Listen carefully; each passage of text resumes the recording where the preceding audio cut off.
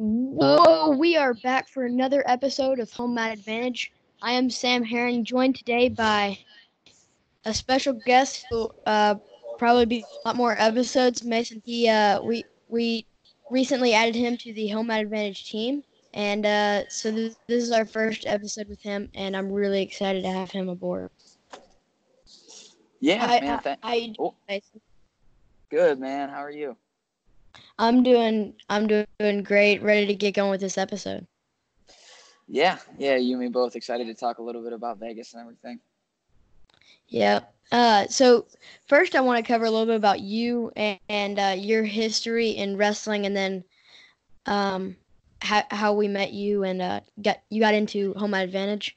How did you start wrestling? Where was that? Pretty much out of the womb, to be honest with you. I was born into a wrestling family. I'm from Western Pennsylvania. Right. Again, came from a wrestling family. My dad was one of my coaches from day one all the way through. He sat in my corner all through high school and my redshirt year in college, right? So I was born into it. My brother's 4 years older than me, and some of my first memories are running around with him and my dad at practice. So, all the old adages, like we had a mat in our basement, and that's where I learned to wrestle and everything. So, honestly, some of my first memories in life are wrestling centered. So just kind of from the jump. So you started wrestling. Did you have much success off the bat? Off the bat, to be honest with you, I don't really remember.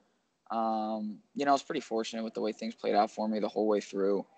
Um, wrestling at kids states and everything else, but we were always really focused. We being kind of our family, we were always really focused on just having fun with it, getting better. I mean, obviously, you're competing to win when things are a lot more fun than when you win, right? But Right.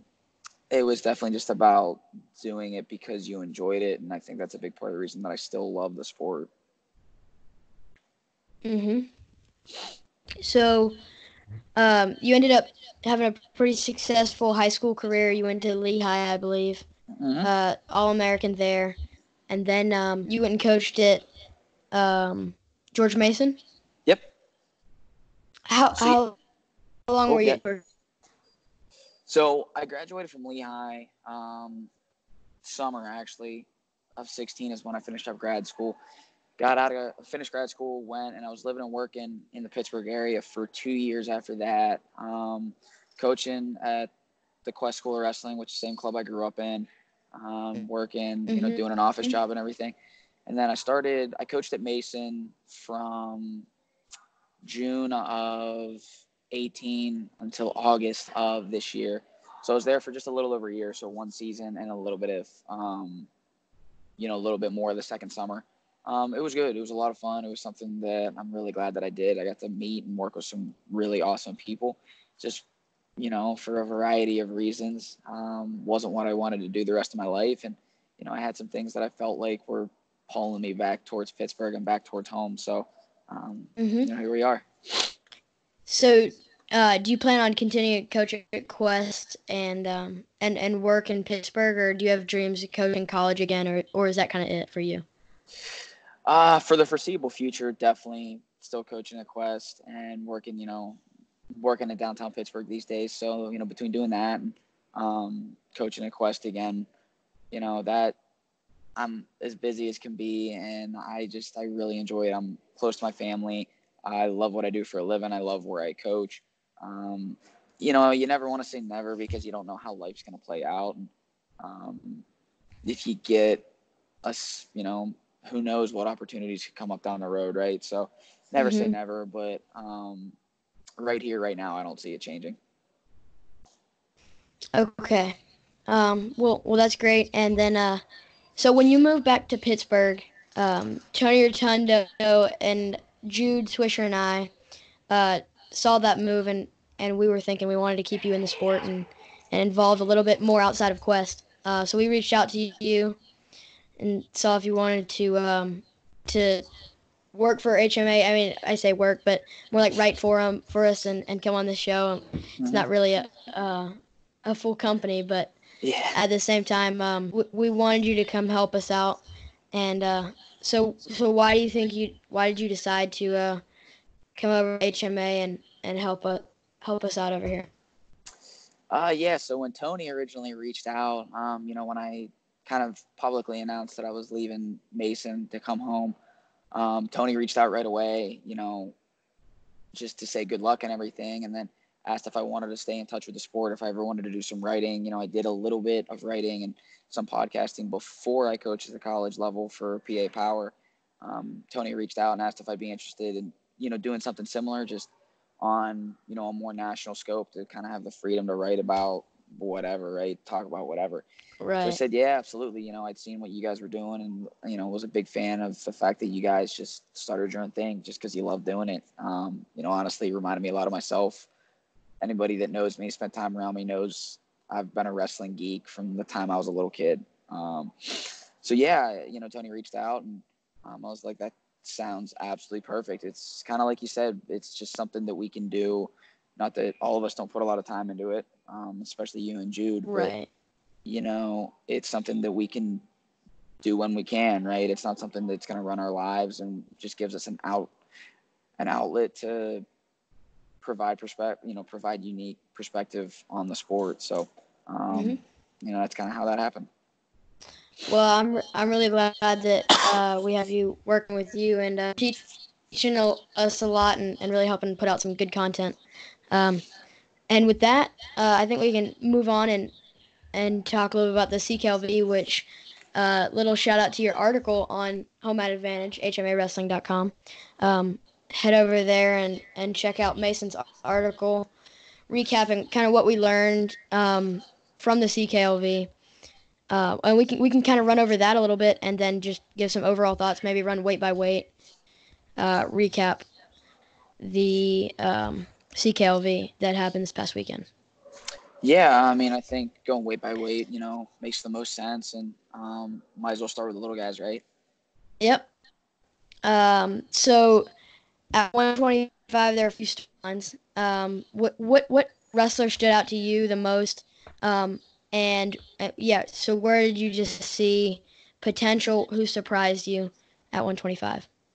I mean, as far as who surprised me, it's got to be Mike DiAgostino from Northwestern. And I said it in the article that I wrote for the site, but it's just crazy. You come into the season and you knew that, I think all of us knew that Seabass was pretty big for 25, and then he could kind of do either one of 25 and 33, especially when we saw that he was Mm-hmm. in the lineup at 33.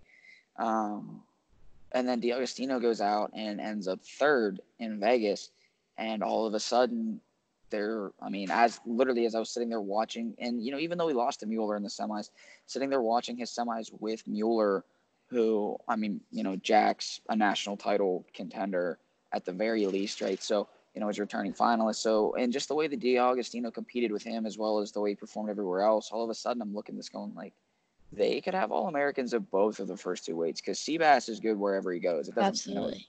if you're good, you're good. Um, Right. and then DiAgostino, it's just, taking third in a tournament like Vegas, which is probably the best in-season tournament now, with how Yeah. Midland, Scuffle, and South Beach have kind of split the Christmas season up. So that was the biggest storyline to me. Absolutely. And I'm completely with you on that. I was really surprised to see Northwestern be able to slide a guy in. I had never heard of DiAgostino before this. Well, I mean, during the season, so I watched him compete against Mm-hmm. UNI was the first time I really watched him wrestle. And he looked really, really good against Jay Schwarm. And then I was like, man, I could Northwestern have two All-Americans at the first two weights? And no, I think Seabass might move down just for the purpose of wrestling at Olympic team trials at 57. But I don't think that would be very good for their team or DiAgostino. But you never know. They could bump him down, and maybe DiAgostino would be able to bump up, and they just flip. Um, but we'll see. Right, and there's so many unknowns there. And to be honest with you, my guess would be right now that there isn't a set in stone plan. Seabass wrestled over the weekend internationally, so it'll be interesting to see how and none of us will know this externally, but I'm sure a lot of the decision is going to be based on how his body reacts and how he feels coming down to 57 kilos and then going back up to 33 if he's all right handling that. I mean, you're seeing those questions already with Seth Gross, right? Like, how does the cut to Right. 57 for Farrell affect how we competed, say, in the Iowa duel? And there's no way to know. Not, at least not for the rest of us, right? Gross and Bono know, and Storniolo and Seabass and those guys will know. But I'm sure that'll be a big part of it. But he definitely looks big enough for 33. And Yes. if it were the old rule set, this would be such a different conversation because then it's a no-brainer. You'd actually want him to stay at 33 and be as big as possible on a night before weigh-in. But internationally, you have to do a 1 hour. So it's a huge wrinkle for guys like Seabass and Gross, both of them who were probably both completely legit 33s that are good enough to make the Olympic team. So what do you do, right? Although Seabass is who's he wrestling for? Puerto Rico?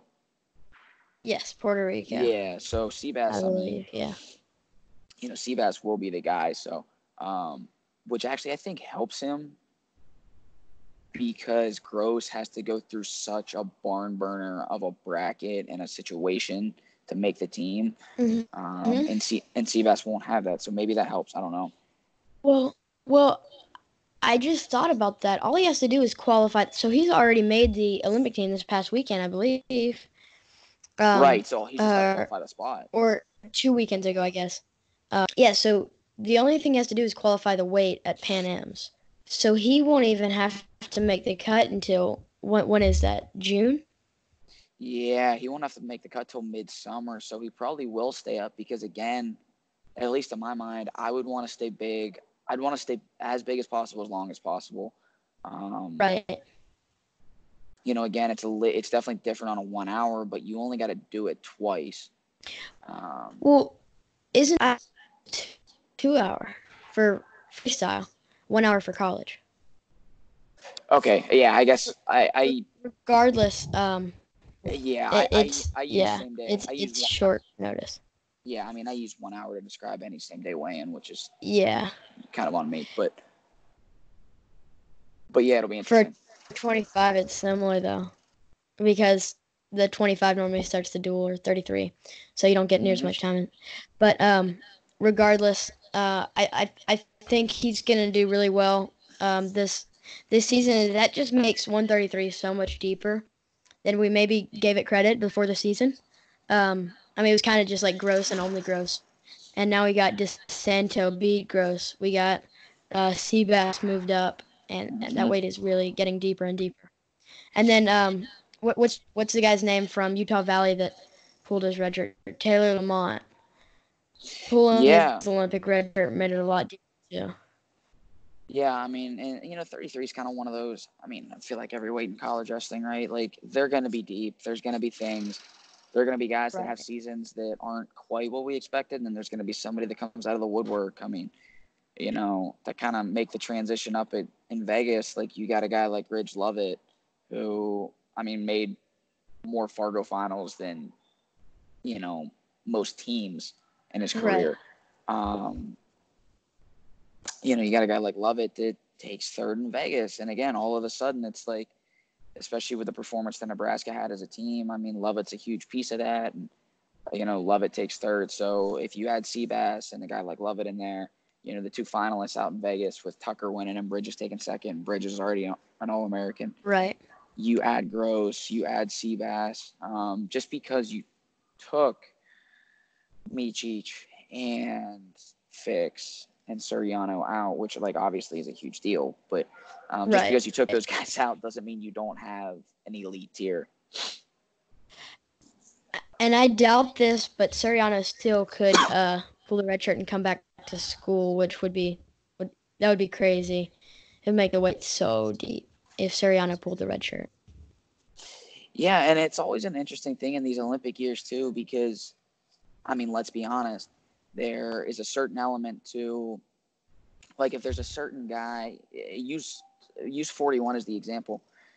Ironman has beaten literally everybody in the weight, and he has beaten Yanni, but Yanni's beaten him the last however many times, right? So if you're Ironman and now he's transferred and there's a whole different element to that one.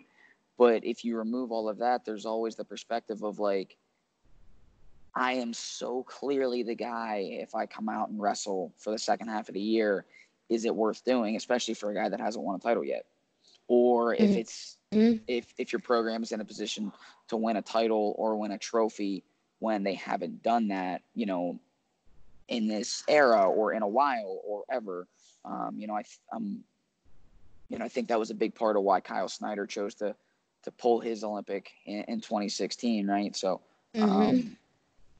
there's a lot of moving parts to it. I don't foresee Suriano coming out, but like you said, it's a wild card. Anything can happen. Right. Yeah. And then Ironman might pull his because Iowa needs a pretty bad. What is he, a junior this year? Redshirting junior. So next year come back if he doesn't. Yeah, so he's got 1 year left. So if he pulls his red shirt, this would be year 4.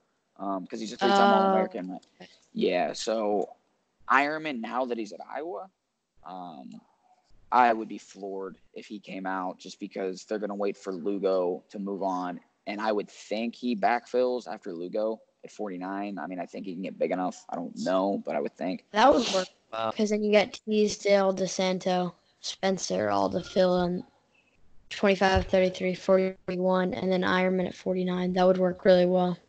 Absolutely, yeah. I mean, your first 3 are probably going to look, I would assume, Spencer, DeSanto, Murin at your first 3. So, and then Ironman. So, then Teasdale could also come in and beat Murin or for sure any of those weights. And DeSanto's got a red shirt to use too. So there's again. Right. So does Spencer, which is crazy. Yeah, true. So anyway, so for 33 in Vegas, what were your thoughts? What do you think stood out? Well, Ridge Levitt was probably the biggest storyline for Nebraska. And then Chaz Tucker's, he's kind of been inconsistent throughout the season, but this season, I think with 33 opening up with those 3 guys taking Olympic red shirts, I think he's kind of stepping up and being like, hey, I can be a high All-American this year, if not national champ. And I think he's really taken that into stride. The fact that he's just been dominating wherever he goes is pretty impressive. Yeah, and I think the question mark with Chaz has always been, generating enough offense, right? I mean, he's he's so good positionally. He's just really, really good. And he has the offense to do it. He just sometimes in big situations hasn't generated the points that he needed to get it done, right? And I think it's pretty similar to a Luke Pletcher situation, to be honest. As far as they can wrestle with anyone, and always have, and Chaz just hasn't maybe pulled the trigger right when he needed to at times. So it looks like they've gotten him over that hump. I mean, Chaz, again, is just really, really good. Right. Yeah, and I agree. I think I would be pretty surprised if he'd end up on the podium in March. But having said that, there's a lot of time between now and then. Right. And I definitely agree. And then Montori looked tough. Montori's kind of been the same for the last 3 years. Just lower All-American, solid dude, but never breaking through the top.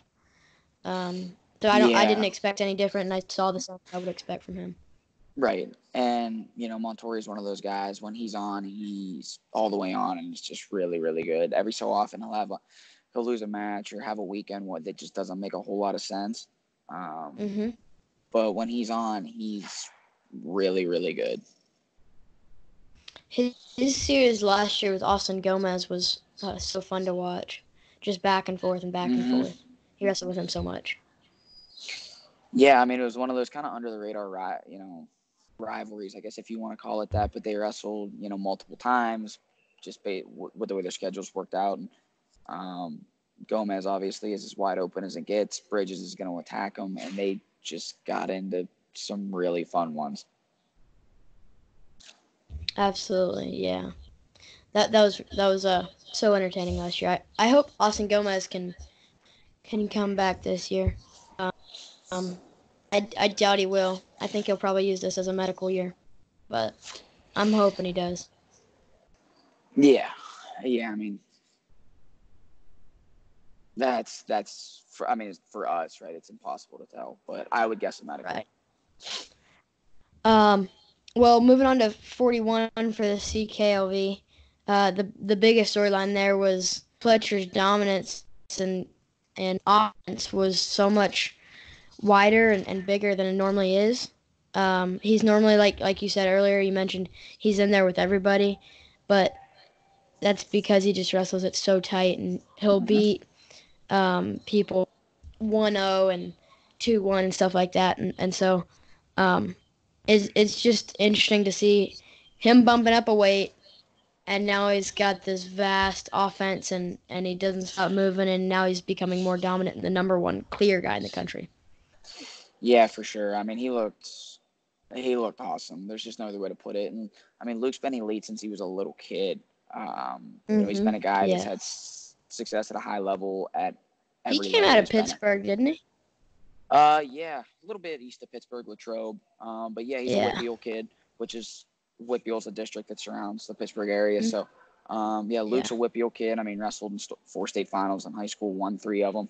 So he, again, he's been extremely successful his whole life, and he's always had the offense, man. It's, um, it's just been a matter of him, how often he pulls the trigger, and it's hard to knock a guy that has gone, I think, round of 12, fourth, without a red shirt. Mm-hmm. So he's had an unbelievable career, as it stands right now, and he's far and away the number one guy right now. Mm-hmm. He's beaten McKee and Demas. Him and Demas is going to be super interesting moving forward, just because they're both style problems for each other. So Right. points are going to be super hard to come by there. But yeah, I mean, Luke going wide open like he has. I mean, what he did to Cole Madden in the quarters was ridiculous. You put up 26 points on a kid as good as Cole Madden, and Yeah. it's You told just me ridiculous. it. If you told me that Luke Pletcher scored 26 points on Cole Madden last year, I would not have believed you at all. No, I mean, you could have said that Pletcher scored 26 points in a full event, in a full tournament, and it would have made more sense than 26 points in a match let alone against Cole Madden. So, Right. it's exciting to see, because, and you got to believe, I mean, the sport, competing is just more fun when you go wide open like that. And it definitely seems like Yeah. he's having fun with it. As much of a cliche as that is, it seems like he's having fun with it. And I mean, selfishly, from a fan's perspective, it's so much fun to watch.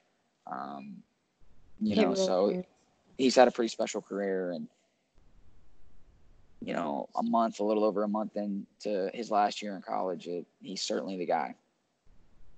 Absolutely. And you know what fascinates me, the matchup of this weight, is Nick Lee versus Luke Pletcher. And last year I would have said this match would be boring. It'd just be a match of Luke Pletcher trying to slow down Nick Lee, and Mm-hmm. maybe a 3-2 match. But this year I could see just pace going crazy, 12 points, just a full on dogfight. And I can't wait for that matchup. What is it? What will that be at Ohio State this year? Are they dueling? I mean, they'll definitely wrestle. To be honest with you, I'm trying to think of where it'll I'll be. look it up real quick. Yeah, I'm not 100% sure where it'll be at, but that match is going to be super interesting. And part of it for me is, I mean, Luke can generate offense with the best of them. He's obviously shown that, but he's so good when you attack him, and Lee's going to attack him. And where that's going to get more interesting is if Luke gets a lead early, and not that he's going to shut it down, but he's going to force Lee. He's going to force Lee to take more attacks, and just when you're losing, you can't be as selective with when, why, how, where you pull the trigger. So it's going to be really interesting if Luke can get a lead early in that match. I mean, by no means am I saying that he blows it open. It wouldn't surprise me if he blew it open. It also wouldn't surprise me if, no matter who gets the lead, we end up in a 13-11 match, just with the way those two can score. Right. So I looked it up. It's February 15th at the BJC, Penn State. So that That'll be fun. I yeah. I don't know how much that might help Nick Lee. I don't know if that's anything to keep in mind, but the fact that it's BJC too kind of takes away from the intimate, loud, suffocating rec hall too. But we'll see. For sure. I mean, you know, oftentimes those more venues like a rec hall or, like for us at Lehigh Grace Hall, when you get a venue that's just right on top of you when you're the away team, those are the places that get to be hard to wrestle. Like, Mhm. I wasn't in the lineup the year that we wrestled at Carver. It was my redshirt year. But like when we wrestled at Carver, talking to my teammates wrestled out there, they all said they're like, it's not that bad because everything's so separated. Like it gets loud, but they're like, you're kind of separated from, you can still kind of do your own thing. Like Rec Hall, for me personally, Rec Hall was the only opposing arena that I ever kind of looked around and it's not like it didn't rattle me right away. It got to me by the time the match was over, to be honest with you. But that was the only arena that ever got through to me. Everywhere else that we competed, and we were pretty lucky to, and I wrestled in Carver in the national duels and everything else, like, and at NCAAs and all the stuff over the years. Nothing ever really got through to me the way that Rec Hall did, both because the fans are just insane, Yeah. in a good way. The fans are insane. And honestly, part of it is you don't have any room. The student section is right in front of the visitors bench. So the space you have to walk from the area, like behind where you can warm up, which is just a hallway, to the mat is like 4 feet wide, if that. It's not. That's crazy. It can't be 4 feet wide. It's got to be smaller than that, if I remember right. So you're just like walking by Penn State students. So they're on your left, the crowd's on your right, and neither one of them more than a couple feet away. So, it being in the Bryce Jordan Center, I actually think, I don't want to say it helps Pletcher, but as compared to Rec Hall, I think it Yeah. would be more of a thing for Lee if it was in Rec Hall. Yeah, I get that completely. And when you say it's suffocating and tight, I think of Rec Hall, West Gym, and Grace Hall that I think of.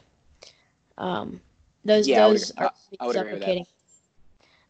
Um, okay, so moving on to 149. The storyline coming out of that is Brayton Lee, and he's a guy that I've been really really high on since this summer when he destroyed Sammy Sasso at the World Team Trials. Mm-hmm. And it wasn't a normal destroy. I believe it went 3 matches, but by the third one, Brayton was breaking Sammy, and it Mm-hmm. was just all Brayton tech fall, I believe. And then I was like, Yep. man, this dude's got a gas tank. He can really do well in college. Yeah, I mean, Brayton, again, is another guy. He's just had an awesome pedigree for a long time. In high school, I remember the first time that I got to watch him in person, and a kid that hand fights that well, that, at the time, a high school kid that hand fights that well, wrestles that hard, and, I've never spoken to him, but you watch interviews, and wrestling world's a small one. You start to talk to people that Mm-hmm. have, whether they've recruited him, they've been around him, whatever. He's just an awesome kid that loves to, I mean, now, he's just an awesome guy that loves to do it and works really, really hard and does everything right. So you kind of roll all those things together and add the fact that he's got a lot of natural ability, and you got a pretty dangerous thing. Obviously, the Minnesota staff speaks for itself. I'm sure wrestling a guy like Luke Becker every day, and Dustin Schlater's still around, and they've got all kinds of people that are still around in addition to the athletes. So, And um, Nazar too. I bet that's fun. yeah. And Nazar gives you a different feel. Um, Right. and again, he's just extremely good. So Brayton's in a great situation. Him winning a national title this year would in no way surprise me. I'm sure by the time March rolls around, he will be the guy that a lot of people pick. I think 49 might be the most wide open weight. We don't you don't know what to expect out of O'Connor yet, just because he's been He's just now getting back this weekend. You know, we all know how good Mahler is. Lee and, Brayton and Sammy Sasso were relative unknowns as it compares. I mean, they're both really, really good, but they're relative unknowns. Right. You don't know how they compare to O'Connor and Mahler specifically. Mm-hmm. Dagan, it was super unfortunate that he had to default out. You hope he's all right. Obviously, you never want to see anybody get hurt. Right. Dagan is the 8-foot tall 49-pounder that is just like the biggest wild card in college wrestling. Have you ever seen the picture last year? I think Iowa State's Twitter put it out. It was Dagan and Miklas after NCAAs. Dagan was taller than Miklas. That doesn't surprise me, but at the same time, like you think about it, a 149-pounder being taller than a 197 doesn't make much sense. No, and it's not like Willie was that short. Like, you're not dealing with a Deron Wynn kind of guy where, like, you're just a spark plug. Yeah. I remember seeing the picture and basically having the exact same thought process you did. I'm like, this doesn't shock me, but to actually see it and understand what I'm looking at, this is absurd. That's insane.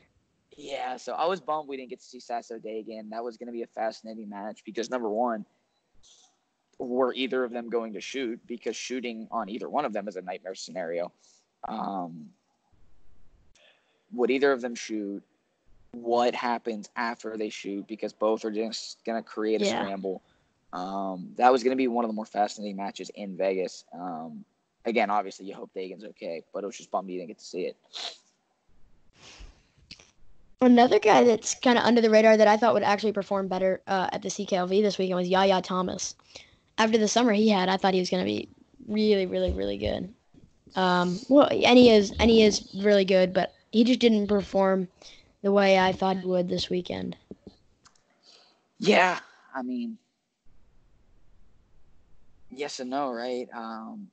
He loses in the quarters to Thompson and a barn burner and then ends up third. So, Yaya's performance, I actually, to be honest with you, until I went back through the brackets for like the third or fourth time, I didn't even realize, I completely forgot that he took third because I kind of did the same thing you did, right? He loses in the quarters, and I'm like, man, I thought that's a match. Not that Thompson's not really good. I just thought I kind of thought Yaya would win that one. And I just lost sight of him. And then I looked at the brackets and was like, oh, I should have paid more attention. He took third. Beat a guy like Perriott in the process. So, yeah, I mean, I'm still really high on Yaya. And this weight, it's the group they have in there now. It's so young. They're new faces, both some because of age, some because of weight changes. I think Yaya and Perriott, Yaya and Perriott both are at a new weight this year. So, you have this group high up. If you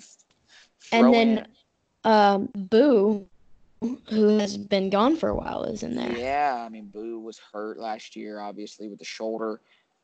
So you've got this mix of O'Connor, Mahler, Lee Sasso, Yaya, Perriott, and Boo, who, you can theoretically come up with a pecking order, but there's no real discernible way to do it because they haven't all been in the same bracket and competed against one another nearly enough. So that weight's going to be super interesting.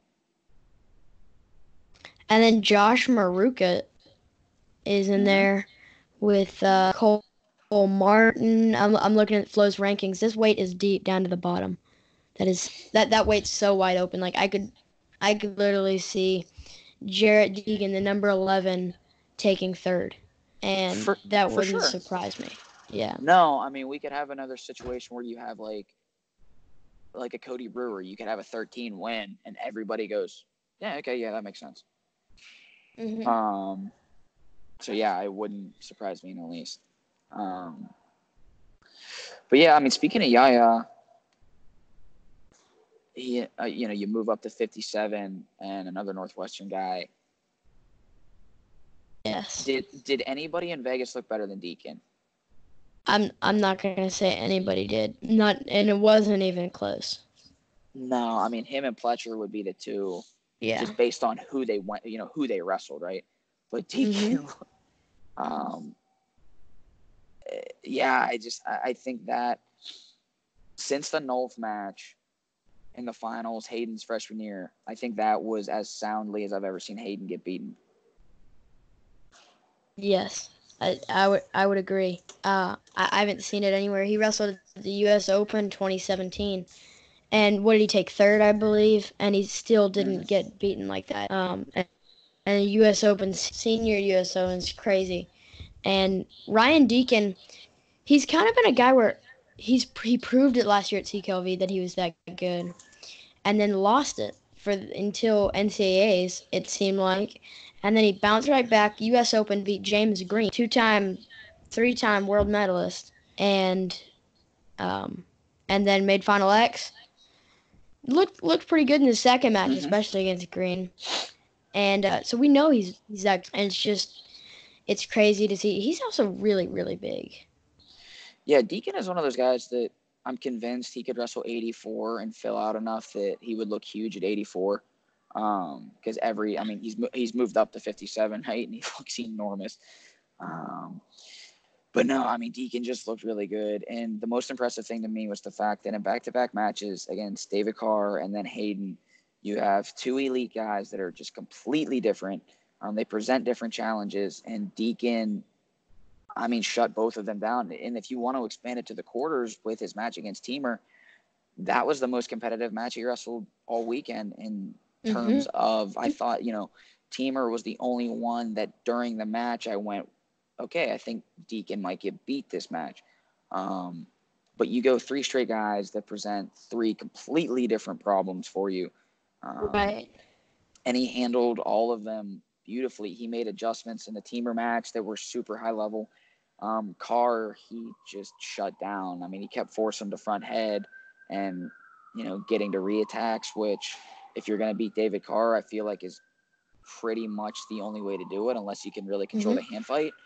And then again, against Hayden in the finals, it's hard to believe that somebody could hand fight Hayden, but he did it, and he did it for 7 minutes. And he kept Hayden out of his hook. He kept Hayden out of the places he wanted to be. And maybe even more importantly, he did a great job on top. You take a guy like Hidley down and you can chew up a minute of not just riding time, but just a minute of the match on top every time, and you force him to take neutral, it changes the whole thing, changes the dynamic of the entire bout. For so many different reasons too, because one is you're taking riding time. Another, like you said, you force him to take neutral. That's taking a point away from him. And then also not having to hand fight with Hayden Hidley for that time, because that is tiring to wrestle with a guy like Hayden Hidley. For sure. Just like from personal experience, when anytime I competed against, like Chris Dardanes would be a good example. Somebody like that you knew, and Dardanes, just the less you have to deal with the hand fight, the better. It's just part of what makes him elite. So if you get a chance to get on top, you got to attack him and you got to really do the work to spend time there. And Deacon did that. Not that he's going to struggle in a hand fight, but you're 1,000% right. The more you can take Hayden out of wearing you down in a hand fight, the better. For sure. Yeah, and I think he did a great job of that. He credited a lot to Andrew Howe and just the time that Howe has spent with him, mentoring him and helping him grow as a wrestler. I thought that was pretty cool in his interview afterwards. Yeah, I really don't know how that dude makes weight. He looks so big. He looks enormous. But to your point about how that, honestly, until in a conversation, obviously outside of this, until Tony brought it up to all of us, it completely escaped my mind that, he had that, he's had the better part of a year with Howe, and just learning to deal with the hand fight and having Howe as a workout partner every day. I remember a teammate of mine that wrestled Howe. They said that, as soon as the match starts, when Howe collar ties you, your neck no longer belongs to you. Your neck belongs to Howe until the whistle blows, the match ends, and he gives it back. So for Deacon, you learn to deal with that hand fight. It's just because you're forced to survive every day. And it Right. goes a really, really long way. Man, I I was at Big Tens last year, and Andrew Howe would just walk by me, and I felt the ground shake. And it's just he's a big scary dude who's like anytime he steps on the mat, you got to fear for your neck. um, For sure. he's such a strong hand fighter, and wrestling Dake, who's one of the best, heaviest hands, strongest dudes there is, Mm-hmm. and he basically muscled Dake when he wrestled him, which is just so scary. Yeah, it's crazy to think back on some of the weights that like him, Dake, Burrows, and I mean Taylor. Taylor. I think they were all the Paulsons and everything. It's crazy. But so moving on up, 65. Yeah. What do you got? So just like your article, Thomas Bullard was one of the biggest stories, but then, um, I feel like Thomas Bullard proved himself, really, really well, and he surprised me at the Cornell duel, which, um, Mm-hmm. I got to be there and watch that duel, and I thought Womack was gonna win, but I knew it was gonna be a really tight one, and he kind of shut down Womack in every situation, every position, and basically dominated. Now the score didn't necessarily reflect that as much as it, but he took every position from Womack, and he was dominating it all. And so he really proved to me there that he was on a rise this year. And it's so weird Hat Pop can do that. Just different years, like so one year Tariq Wilson totally showed up and surprised everybody. Mm-hmm. And this year I feel like he's bringing Thomas Bullard, and he's surprising everybody. Mm-hmm. So I feel like he has that ability, and it's really cool to watch what Pat Pop can do in that regard. For sure.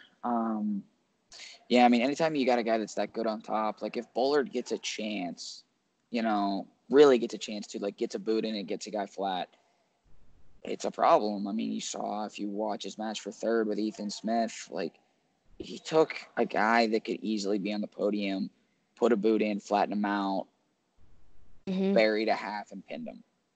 And it was pretty much that cut and dry. So anytime you get a guy that's that good on top, you always have a puncher's chance. Um, he's come a long way on his feet. He does a much better job of generating offense now, and he's always got the scrambling ability. And again, like if you get taken down by Bullard, it's worth more than just two because now you got to find a way to get off bottom. If nothing else, you got to find a way to survive. Right. Do you take bottom? That's a huge question. Do you give up riding time? There's so many other things. So, yeah, Bullard is kind of a wild card. And then, but like you said, he proved he can compete with the best of them. Bullard absolutely belongs in the All-American conversation. And then above Oh him, the two guys yes. above him at the weight, as far as Vegas goes, Isaiah White and Shields. To be Yeah. honest, they both look really, really good. Neither one of them Mm-hmm. showed me anything earth-shatteringly new. They're both just elite guys that wrestled a great match. Isaiah obviously always seems to find a way to win tight matches when he's not He wrestling does. Chenzo. Yeah. Does a great job of that. Those two, and I mean this in a good way, things were kind of status quo. They're just elite guys that looked Mm-hmm. good. Yeah. Uh, is Maruka or Shields? I get those two mixed up. He is from Pittsburgh, isn't he? So is Or Maruka. around that area. Yeah, Maruka and Shields were high school teammates. Maruka, Shields, Kemmer. Was that at Franklin in Murrysville? Yep, Franklin Regional. So Maruka, Shields, Kemmer, That is so great. Spencer, Devin Brown. Nolf was there too. So Nolf was a Katanning kid. Now they would all Okay. yeah, they wrestled on some teams and everything together. But yeah, that Franklin team, and it was Max right Murin after. was there? No, Murin was a Central Cambria kid. He was actually a small school kid. Yes. Yeah, him and Cole Matthews wrestled a state final that was probably the best 2-1 ride out match you'll ever watch. But yeah, so I mean, Franklin had a great run right there. And literally just before them was Megaludis. Now Yeah. Megaludis' teams weren't very good. I mean, certainly not state title good. I'm not saying they were bad, but they weren't state title Hmm. good. But then you had that group come through, and they won. I don't know how many. They won a couple, 2, 3 state titles as a team, and obviously all of those guys were wrestling high, if not winning titles. So they had a good group It's come so through. impressive. It's so impressive for a public school like that to Mm-hmm. be the best in the nation because it's it's Franklin Regional, Murraysville, Yep. Pennsylvania. Those those are the kids, and they make it to the best in the country, versus like a Blair who has kids from all over the country, and you would expect them to be the best in the country, but to have one little town be the best is really impressive in its own right. For sure. And even, not that I have any issue with it, but like even a place like St. Ed's that, like they compete in Ohio's state association, but like they're a Catholic school. It's a private school, right? So, Ed's doesn't have a school district. They have their feeders. They have the Catholic school system and everything that those kids come up through. But Hmm. it's just a little bit of a different animal. Now, having said that, St. Ed's had that streak of Division I All-Americans that is longer than it's longer than like all but 4 or 5 actual Division I programs. So they're amazing in their own right. But it is just a little bit different again when you have a public defined school district and they just make it happen, like you said. Yeah, that is impressive. All right, let's move up to 174. Mm-hmm. At this weight, it was really interesting in the fact that I did not expect Dylan Lighty to come out of this one. I'm really high on three guys in this, and that is Labriola, Valencia, and Steyer. And Mm-hmm. I was actually kind of low on Lighty. I mean, I feel like he's kind of been a guy who scores just enough to win, and he's kind of been like a no offense kind of guy in the past. And this weekend, he surprised me a good bit, especially knocking off Labriola, a young kid who's really. I mean, everybody's been high on Labriola pretty much, especially after his Big Tens last year, Mm-hmm. or before his Big Tens. He's kind of got surprised there. But yeah, so it was really impressive to see Lighty come out on top of that weight, especially. Yeah, I mean, Letty looked really good. He's been one of those guys that has been sneaky good for a while. And I mean, it's 74 in the Big Ten with you had at least Hall and Amin, for the last 2, 3 years. So you just fly under the radar, right? When you're not competing Hmm. with Mark, you're not competing nationally with, Zahid before he moved up this year. You're not competing with Amin. You get lost in the shuffle. I feel like Purdue is one of those programs that just like, even when they have elite guys, they don't get talked about. But Right. Yeah. but no, Lighty's he's just really good. And like you said, beating Labriola and Steyer back to back, big wins. And the other thing with this weight too is, Anthony Valencia is just this huge wild card. He can beat anybody, and he can also seemingly, I don't want to say lose to anybody, but you just never know what you're going to get with him. Right. Yeah. Absolutely. That's the way I feel um, about him. Like this summer, when he wrestled so well, Nolf, he wrestled a really tight match against Nolf and was beating Massa and guys like that. I was like, man, I guess he's on his way back to wrestling 74. And I think he can do really well in this season. And then he started out really strong, and then I feel like after his match with Mark Hall, he's been falling off. Like, did he compete before the CKLV? Like in between the Penn State and CKLV? Do you know? Off the top of my head, I don't. I Okay. can look it up, but no, I mean, But anyway, I feel like he's just fallen off a little bit since that he wrestled um fairly low against Mark Hall. Like he started out really strong, took him down, and then it looked like he just faded conditioning wise. And I don't. He just kind of surprised me there. yeah, I mean, again, you don't obviously you never know what else is going on, but he's an Right. enigma. You just never know what to expect from him. He is as talented he's as talented as anybody, but he is as unpredictable as anybody. So he could, again, he could be the guy that doesn't have a great season, ends up as the 15 seed, and wrestles in the finals. So, but his he did brother, not have a competition in between the Penn State duel and CKLV. okay, I looked that up, and so he didn't have one. so, but tell you what, his brother, Zahid's just Zahid. I think I tweeted it out, but as much as he does get talked about, I don't think it's fully appreciated. Like, he's one of the best to ever do it in college wrestling, and it's awesome to watch it live in person, to be able to see his career unfold. A guy that so far has gone 3-1-1. Obviously, the semi with Hall was just like such an iconic match for so many different reasons because of the headgear pull. But I mean, in Vegas, he was close. I mean, I'm not going to say a headgear pull away to practically being a 4-time NCAA champ, but I mean, that's about how tight the line was, where he was probably better than Jordan, and that headgear pull cost him the match against Hall, a guy he had beaten previously and beaten a lot afterwards. So I do agree with you that he's been kind of not talked about enough for a 3-1-1 guy is and then another one shooting this year.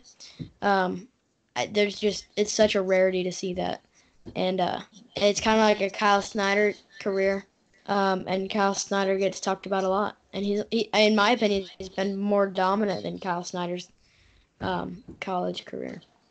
Yeah, I would absolutely agree with that. I mean, Zahid's freshman year was unquestionably, I think unquestionably better than Kyle's. Kyle took losses during the year. Zahid's only loss was the semis to Mark. Kyle finished second, Zahid finished third, which for all intents and purposes are a push. So yeah, I mean, it's so much fun, and the way he wrestles is awesome. He just pulls the trigger 1,000 times a match. And what he did to Dupre and Trent Hidley back-to-back matches, both elite guys in their own right. Trent and Dupre, actually, both of them were two of the brightest young stars in college wrestling. The dynamic that the Hidley brothers have going on is just awesome. It's a special thing, but Zahid just continues to do Zahid things, and nothing else seems to matter. Yeah. I'm with you on that he's just been so dominant. And then the two guys that he beat are guys that everybody's really high on, Dupre and Hidley. Dupre just knocked out or Hidley just knocked out Dupre and Darmstadt. And Dupre looked great last season. I mean, you don't really know if anybody's going to be able to challenge Zahid. I mean, Taylor Venz did at the beginning of the season. And, I talked about with Jude on our last episode that I feel like Zahid Valencia can have those type of matches or seasons where a wake-up match happens, just like this year's Venz. Last year was Mark Hall, and then he got pinned by Daniel Lewis, and then he came to NCAAs on fire. Like, he was ready to go. And I feel like Valencia might be that kind of wrestler where he needs a bit of a wake-up call this season to peak. Yeah, I mean, for sure, and it's funny that, we say that about a guy that's got 3 career losses, right? But yeah, I agree. I mean, he looked as good as he's ever looked in Vegas. And obviously be remiss if you don't talk about Trent. Trent Hidley takes second, obviously only losing to Zahid. Soundly beats Taylor Lujan in the semis. The other guy that was super impressive, he lost to Lujan in the quarters, but was Hunter Bolin for Virginia Tech, another young big guy as a redshirt freshman that finishes third with a win over Lujan for third. So that weight with Hidley, with Bolin, and with Dupre, and Venz is a junior, so Venz has time left, but it's not often you see 84 being a weight that is young up top. and And it's pretty young up top. Darmstadt's a sophomore, I believe. Yeah. I mean, he's definitely got time left after this year. Yeah. So That's incredible. How much? And then Aaron Brooks. He didn't go to the CQLV, but he just pulled his red shirt at 84, and so man, that is a young weight that has so much firepower. And you look at the young guys there. You got Aaron Brooks, Trent Hidley, Lou Dupre are kind of the top guys that I can think of, and they're all they. A normal problem that you see coming from high school to college for young guys is the strength. They don't match the strength, and these are guys that are completely muscling the upperclassmen, and it's just so crazy and impressive to see guys come out of high school and be dominant in the strength factor for college.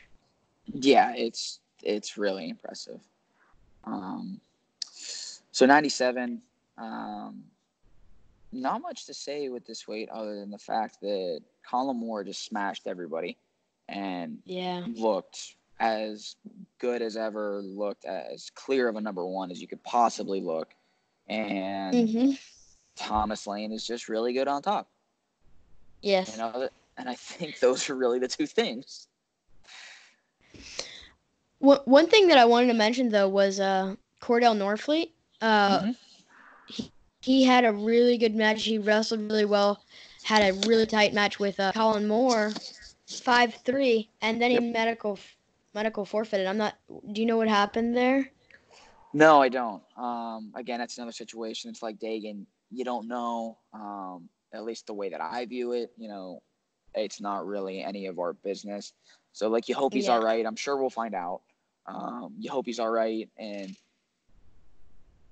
we definitely would have heard something by now if it was something super serious where it's like, oh, he's got to get surgery. He's going to be out for a substantial amount of time. So yeah, hopefully he's all right. It sucks both for him, for fans, for Arizona State, for everybody that he had to default out. So hopefully he's all right. I'm with you on that. And then the weight went pretty much chalk. I mean, for the most part. I mean, there were Thomas Lane made it to the finals with or to the semis. Ended up taking third with just a solid top game. And you know what? I want to point this out. He wrestled really well off of top, and then another top guy made it to the finals in Christian Bruner from AJ Shops, who True. So I'm just saying that second and third basically have made their money off of top, and I just think that's a little different, especially for 184. You don't see that much. The big guys using that game. No, you don't see 90. You don't see big guys, 84s, 97s, heavyweights, making their money on top like that. But with a guy like Lane, with a guy like Brunner, it's interesting. It's fun to watch, because it's different. We don't see it a lot. Right. I'm obviously a Pennsylvania guy, so I enjoy mat wrestling. So I have a personal liking for it. The other guy that I did think looked good, didn't necessarily like just blow you away. I mean, he beat Tanner Sloan, but Jake Woodley had a good weekend, kind of quietly. Yes, he did. But I thought Woodley looked really good, as good as he probably as good as he has, at least in an Oklahoma singlet. Guy that had a lot of promise coming out, still has a ton of promise. So he's obviously making jumps and everything. So that was good to see. Absolutely. Yeah, I'm totally with you on that. And then at heavyweight, there's really one storyline came out. It went basically chalk, except including Mason Parris. But I still think that Mason Parris is so good and has such a large potential. I mean, he just beat pretty bad Tanner Sloan, who wrestled a pretty tight match with Anthony Cassar a couple weeks ago. So I believe Mason Parris, he is right there at the top at heavyweight. And then the fact that Gable Stevenson's kind of struggling to get back into the NCAA season makes me think he has a really good chance of being at the top with Anthony Cassar, and if not being my pick, um, for that being the finals, I think that's clearly Mhm. shows that capability. For sure. I mean, I don't think anybody would question the fact that Mason Paris has the ceiling to win multiple titles. Which at heavyweight is an incredible thing to say because it just normally takes guys a little longer just because of the size and the physical Right, maturity. right. We've got an interesting group this year, man. It's young at heavyweight. The upper weights are young, which is just crazy. You've got Cassar, who is on year 6, I think. Um, but you've got Cassar, who's undoubtedly the guy. Like, there's just no way Hmm. around it. We don't have Gable. Derek White's gone. Um, so you've got Paris, and then you've got, after Cassar, you've got Paris, you've got Cassiope and Hilger. So those three, obviously Hilger and Paris have wrestled, but how does Cassiope fit into that mix? He's already beaten Hilger, Right. so Paris and Cassiope are going to get a chance to wrestle again. And I think it's been since Fargo when they were both in high school. A match that Hmm. Cassiope, if I remember right, Cassiope He kind of could, dominated. yeah, he thumped them He if I, 10-0 tech. Yeah. I think right. he had two guts. So he's a Yeah, little bit freestyle, but mostly folk style. So right, interesting right. there. So yeah, I mean, and obviously we're a lifetime removed from that match, but where do they stand now? Cassiope is a really big body, really good athlete. So Right. how does Cassar handle that as a guy that's not, uh, a traditional quote unquote full sized heavyweight? Um, how does Cassar handle the size for a guy like Cassiope? So it's going to be a super interesting dynamic. Hmm. Um, as far as Vegas goes, Paris looked really good. Tanner Hall, who I'm pretty sure is 30 years old by this time, um, he's just Yeah. been around forever. But Hall, looked And as he's good as got two ever. extra years. So crazy. I know, man. But Hall looked good. His semi win over Orndorff, who has looked really good so far this year. Um, Hall looked good making the finals. Orndorff took third. And like you said, past that, it kind of went chalk. Um, Gannon Gremmel took fourth. I thought that was actually a pretty good performance for Gremmel. Um, other than that, that was really my takeaway at heavyweight. And on a broader scope, Nebraska looked awesome. And the even crazier part about Nebraska as a unit was it's not like they wrestled completely lights out. They wrestled really well, but they didn't. It wasn't a perfect scenario, right? Like Chad Red Hmm. can place higher. Vance can place higher. Purinton can place higher at 49, right? 49? Yeah. So I'm they, not they can sure.